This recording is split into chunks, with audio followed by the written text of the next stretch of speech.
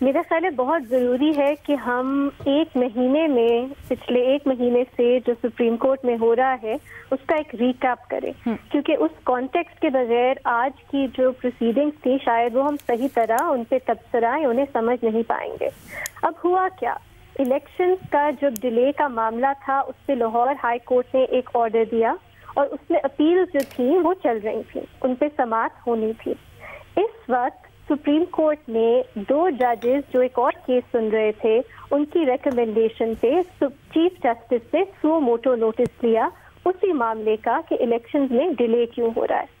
उसमें पहले 9 member bench बनाया गया, फिर वो 5 मेंबर बेंच बना, फिर वो इवेंचुअली अब हमें पता लग रहा है कि जो ऑर्डर पास हुआ उसमें जजेस में खुद इख्तलाफ है कि क्या वो 4-3 का ऑर्डर था या फिर वो 2-3 का ऑर्डर था, और इलेक्शन की डेट जो है वो इलेक्शन कमीशन को कहा गया था कि आप प्रेसिडेंट के साथ कंसल्ट करके एक डेट जो है उसको प्रेसिडेंट फिर वो ऐलान करेंगे। ये एक मामला है जो अब जस्टिस मंसूर अली शाह की जो जजमेंट आई उससे और भी ज्यादा उसमें वजन आ गया, क्योंकि पहले एक इब्हाम था, लोग अपनी अपने जो है वो इंटरप्रिटेशन दे रहे थे, लेकिन जो जस्टिस मंसूर अली शाह साहब हैं उन्होंने तो कहा है ये जजमेंट है जो उन्होंने ऑथर की है और ये 4 जजेस की मेजॉरिटी जजमेंट है। अब सुप्रीम कोर्ट के पास ये मामला है, ये अब उन्होंने एक और पिटिशन है जिसपे सुना है, उसमें वो रेफरेंस दे रहे हैं अपनी पुरानी जजमेंट का। लेकिन इंटरेस्टिंग बात ये है और कंट्रोवर्शियल बात ये है कि क्या वो सुप्रीम कोर्ट की जजमेंट थी जिसका वो हवाला दे रहे हैं, उसी पे एक बहुत बड़ा क्वेश्चन मार्क है। और मुझे हैरत ये है कि सुप्रीम कोर्ट जो है वो इस प्रॉब्लम को रिजॉल्व ही नहीं कर रही। वो कह रही है इसमें अलग जो है हम प्रोसीडिंग्स करेंगे, इस केस का उससे कोई लिंक ही नहीं है। ये मेरी नज़र में एक बहुत ही अजीब सी बात लगती है, क्योंकि अगर आपकी यही क्लैरिटी नहीं है कि सुप्रीम कोर्ट की पिछला जो सुओ मोटो नोटिस उन्होंने लिया उसमें जजमेंट क्या थी, तो आप आगे कैसे बढ़ सकते हैं। कंट्रोवर्सी जो है उसमें मजीद इजाफा ही होगा। फिर हमने देखा जस्टिस याया अफरीदी ने जो उनका ओपिनियन जो है वो आया, उसमें उन्होंने बताया कि क्यों वो इख्तलाफ करते हैं कि सुप्रीम कोर्ट को सुओ मोटो नोटिस क्यों नहीं लेना चाहिए था, क्योंकि लाहौर हाई कोर्ट में ऑलरेडी वो केस जो था वो चल रहा था।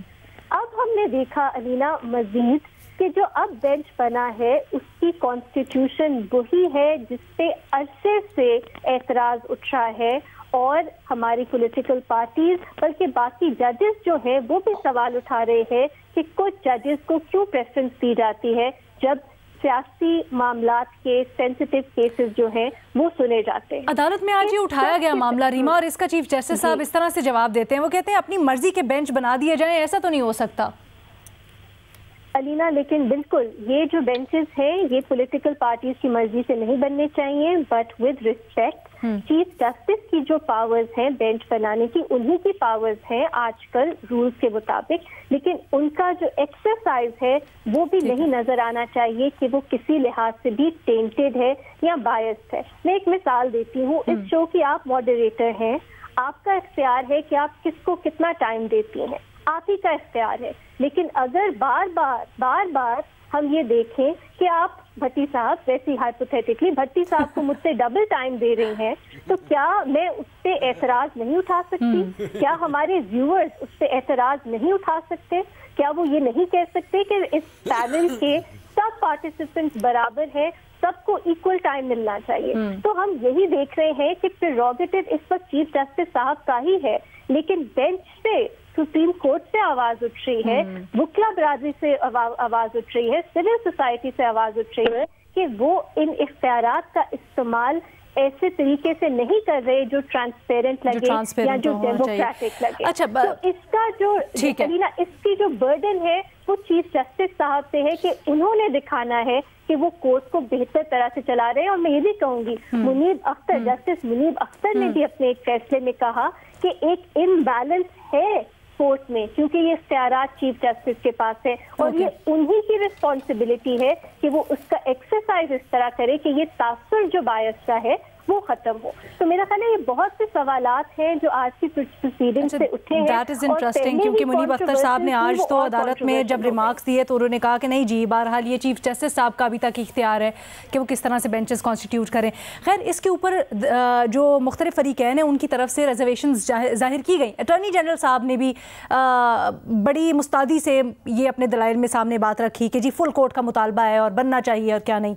आप क्या एक्सपेक्ट कर रही हैं कल? क्या कोई हुक्म आएगा इलेक्शंस की तारीख से मुतल्लिक, या फिर आप समझती हैं कि मेंटेनेबिलिटी के ऊपर कुछ हिदायत आनी चाहिए?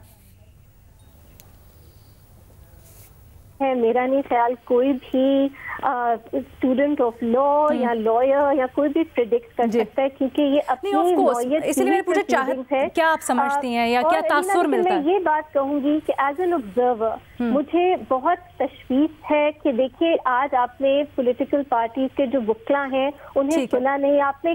क्या जजेस जो हैं, अब क्या रिपोर्ट हो रहा है टीवी से, उस पर फैसले करेंगे कि वो किसको सुनेंगे किसको नहीं सुनेंगे। आपने खुद बताया कि फैसला जो है वो रिजर्व हो गया है, लेकिन कुछ ऐसी तफसीलात हैं जो अभी तक शायद सुप्रीम कोर्ट ने कंसिडर ही नहीं की। फिर आज अरीना एक आखिरी बात, फिर आज चीफ जस्टिस साहब ने और बेंच से और जजेस ने ये, I am not sure exactly किसने ये बात की, उन्होंने कहा कि सियासी पार्टीज आपस में जो है मिल बैठ के बातचीत करने। ये मेरा एक सवाल है कि ये क्या बात है? एक तरफ हम कह रहे हैं कि आइन में 90 दिन की जो टाइम पीरियड है वो एब्सर्टन है, इसके आगे आप जा ही नहीं सकते, लेकिन दूसरी तरफ हम ये भी सुनते हैं कि अगर पॉलिटिकल पार्टीज आपस में मशवरा करके कोई और डेट जो है वो डिसाइड कर ले तो फिर वो भी अदालत को कबूल होगा। अगर ये हमारी फंडामेंटल राइट्स का सवाल है, मैं पंजाब में रहती हूँ, मेरा फंडामेंटल राइट कि मैं वोट करूँ, तो फिर सियासी जमातें कैसे मिल बैठ के मुझसे वो छीन सकते हैं? तो ये एक कॉन्ट्रडिक्शन है जो प्रोसीडिंग्स में सामने आ रही है कि क्या 90 दिन में इलेक्शन सच में एक फंडामेंटल राइट का इशू है जो सेट इन स्टोन है, या ये एक ऐसी चीज है जिसपे सलाह मशवरा करके आगे पीछे डेट जो है वो हो सकती है, और ये अदालत से हमें क्लैरिटी अभी तक नहीं मिली है।